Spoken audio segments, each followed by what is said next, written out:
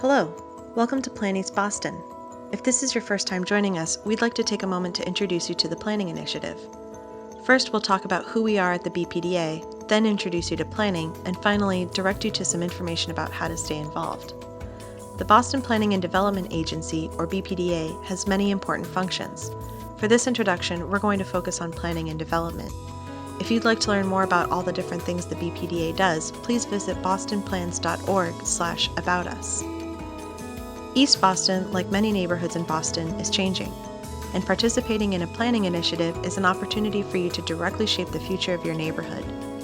When you look around, you see buildings, roads, parks, buses, and so many different pieces that fit together to make East Boston, East Boston.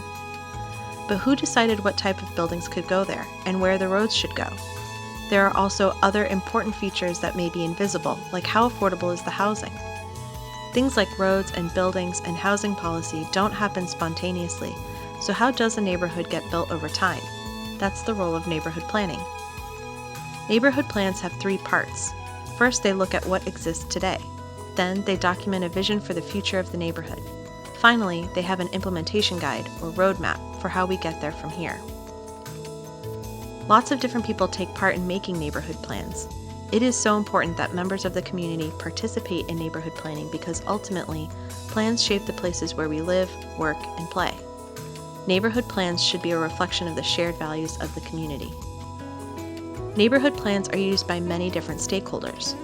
The City of Boston and other public agencies use plans for making decisions around capital projects, things like bus routes, new open spaces, and other publicly owned assets.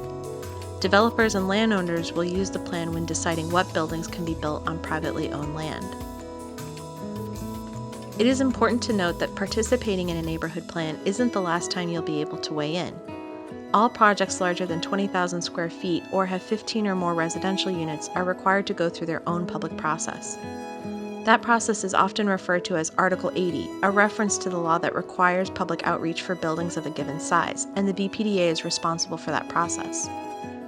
Buildings larger than 50,000 square feet are referred to as large projects and have additional requirements.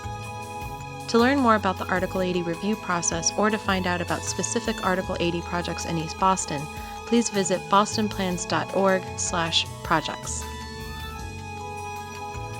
Plan East Boston is the first neighborhood-wide plan for East Boston since the East Boston Master Plan was published in 2000, and certainly much has changed since then. Plan East Boston launched in 2018 and has hosted several workshops, pop-ups, office hours, and other events to provide opportunities for members of the East Boston community to weigh in about what they think the next 20 years of their neighborhood should look like. The planning team works with an advisory group to turn that feedback into a draft vision, which will be presented to the community for more feedback.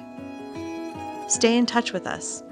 Start by signing up to get emails from the BPDA about East Boston. These emails will include notices about Article 80 projects as well as updates about Plan East Boston. Also, follow us on social media at Boston Plans and #PlanEastBoston. Please join us for a future workshop. These will look different than they have in the past. All community engagement is online at the moment.